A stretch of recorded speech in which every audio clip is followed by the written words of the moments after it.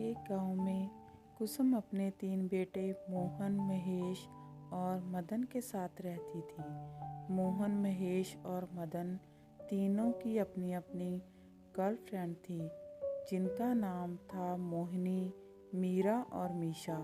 तीनों एक दिन सबसे छुपकर अपनी अपनी गर्लफ्रेंड से मिलने जाते हैं, पर इत्तेफाक से तीनों अपनी अपनी गर्लफ्रेंड के साथ एक ही होटल में पहुंच जाते हैं, जहां मोहन अपनी गर्लफ्रेंड मोहिनी के साथ कॉफ़ी पी रहा होता है, तो वहीं दूसरी ओर महेश अपनी गर्लफ्रेंड मीरा के साथ वेटर को ऑर्डर दे रहा होता है। तभी वहां मदन अपनी गर्लफ्रेंड मीशा के साथ उसी होटल में आ जाता है। होटल में आते ही मदन मोहन को देख लेता है और वहीं मोहन महेश और मदन को देख लेता है, और वो तीनों एक दूसरे को देखकर एक दूसरे से छुपने की कोशिश करते हैं। यह देखकर उन तीनों की गर्लफ्रेंड उनसे सवाल करती हैं। मोहन की गर्लफ्रेंड, क्या हुआ बेबी, तुम इस तरह अपना मुंह क्यों छुपा रहे हो? मोहन, अगर मैंने मुंह नहीं छुपाया तो राज खुल जाएंगे। महेश की गर्लफ्रेंड, जान, तुम पर्दे से अपना मुंह क्यों छुपा रहे हो?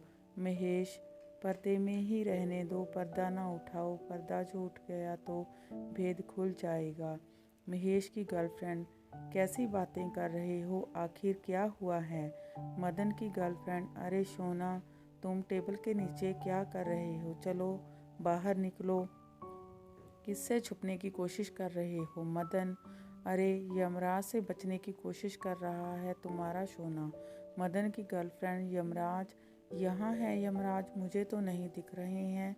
इसी तरह से तीनों एक दूसरे से बचने की कोशिश करते हैं और मौका देखते ही होटल के अलग अलग दरवाज़ों से अपनी गर्लफ्रेंड के साथ बाहर निकल जाते हैं।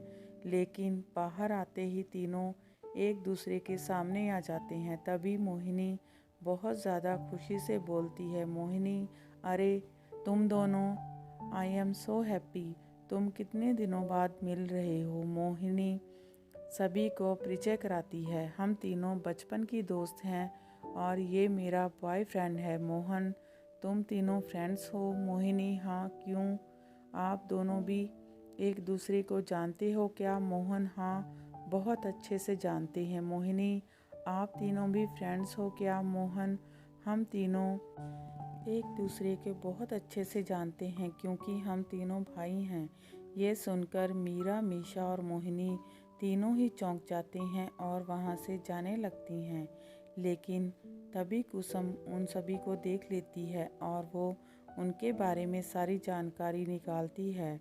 उसके बाद पंडित जी को उनके रिश्ते के बारे में बात करने को कहती है। ऐसे ही एक दिन जब उसके तीनों बेटे घर आते हैं तो वो उनकी ही गर्लफ्रेंड की फ़ोटो दिखाकर उन तीनों से कहती है, कुसुम, ये देखो, मैंने तुम्हारे रिश्ते के लिए कुछ तस्वीरें पसंद की हैं, जल्दी से पसंद करके बताओ कि किसे कौन सी पसंद है। तीनों गर्लफ्रेंड की फ़ोटो चुनते हुए, हमें ये पसंद है कुसुम, मुझे सब पता है, तभी तो मैंने तुम्हारी पसंद को पसंद किया है। और तुम्हें क्या लगता है कि मुझे कुछ पता नहीं चलेगा? अरे मैं माँ हूँ तुम्हारी, मुझसे कुछ नहीं छुपा पाओगी। तीनों फ़ोटो देखकर बहुत ज़्यादा खुश हो जाते हैं और अपनी अपनी गर्लफ्रेंड पसंद कर लेते हैं। कुसुम तीनों के घर जाकर उनका रिश्ता पक्का कर देती है और शादी का शुभ मुहूर्त निकलवा लेती है। शादी वाले दिन तीनों दुल्हन सज संवर कर आती हैं, जहाँ तीनों की माँ बौनी, मोती और माया अपनी अपनी बेटियों को एक बात समझाती हैं। बौनी, देख मेरी बच्ची, अब से यही तेरा असली घर है, इसे अच्छे से संभालना, कहीं भी कोई कमी मत आने देना। मोटी, लाडो सुन, पति परमेश्वर होता है, तुम हमेशा उसकी पूजा करना, उसे खुश रखना और अपने ससुराल वालों को भी किसी भी चीज़ की कमी मत होने देना, ससुराल वालों का पूरा ध्यान रखना। माया, तुम्हारा पति जो भी हो, जैसा भी हो, अब उसकी और उसके घर वालों की सारी जिम्मेदारी तुम्हें उठानी होगी। मीशा, हम समझ गए माँ, आप चिंता ना करें, मैं कभी आपको शिकायत का मौका नहीं दूंगी।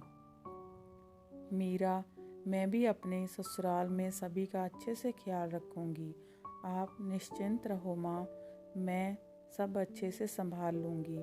तीनों माँ अपनी बेटियों को अच्छे से समझाकर घूंघट करवाकर मंडप में ले जाती हैं, जहाँ पर वो तीनों भाई सेहरा बांधकर अपनी अपनी दुल्हन का इंतज़ार कर रहे होते हैं, क्योंकि तीनों दूल्हे और दुल्हनों के कपड़े एक जैसे होते हैं, जिस वजह से मंडप में सब कुछ झोलमाल हो जाता है। इसकी वजह से मोहन की शादी मीरा से, महेश की मीशा से और मदन की शादी मोहिनी से हो जाती है। शादी के बाद जब तीनों एक दूसरे के चेहरे देखते हैं तो उनके तोते उड़ जाते हैं, लेकिन वह तीनों समाज में अपनी और अपने परिवार की इज्जत बचाने के लिए कुछ भी नहीं बोलते और चुपचाप बैठे रहते हैं। सभी मेहमानों के जाने के बाद तीनों अपने अपने कमरे में अपनी अपनी पत्नियों के पास जाते हैं और मोहन, तुम सिर्फ मेरी हो मोहिनी। मोहिनी, नहीं, अब मैं तुम्हारी पत्नी नहीं हूँ, मैं मदन की पत्नी हूँ और मैंने उन्हें अपने पति के रूप में स्वीकार कर लिया है। महेश, मैं बस तुम्हारा हूँ और तुम मेरी। मीरा, पर अब मैं तुम्हारी नहीं हूँ, जाने या अनजाने में ही सही, पर अब मेरा सुहाग कोई और है। तीनों लड़कियाँ एक अच्छी बहू की तरह घर की सारी जिम्मेदारियाँ अच्छे से उठा लेती हैं और अपने अपने पतियों का पूरा ख्याल रखती हैं। एक दिन उन तीनों के पति उनसे कहते हैं, तीनों भाई, तुम लोगों को बीवी होने का फ़र्ज़ निभाना है तो निभाओ, पर हमसे कोई उम्मीद मत रखना। मोहिनी, तो आप क्या चाहते हैं, हम तीनों एक दूसरे की सौतन बनकर रहें? मीरा, मैं सब बर्दाश्त कर सकती हूँ पर सौतन नहीं। मीशा, मैं भी ना किसी की सौतन बनना चाहूँगी और ना ही किसी को बनने दूँगी। महेश, जो समझना है वो समझो, पर हम अपनी बीवियों को अपनी बीवी नहीं मानते। हमारी गर्लफ्रेंड ही हमारे लिए बीवी है और कोई नहीं। मीरा, अरे कैसे बेटे हैं आप? आपको सिर्फ अपना प्यार दिख रहा है और अपनी माँ का नहीं। हम तीनों जिसकी पत्नी बनी है, हम उन्हीं की पत्नी बने रहेंगे।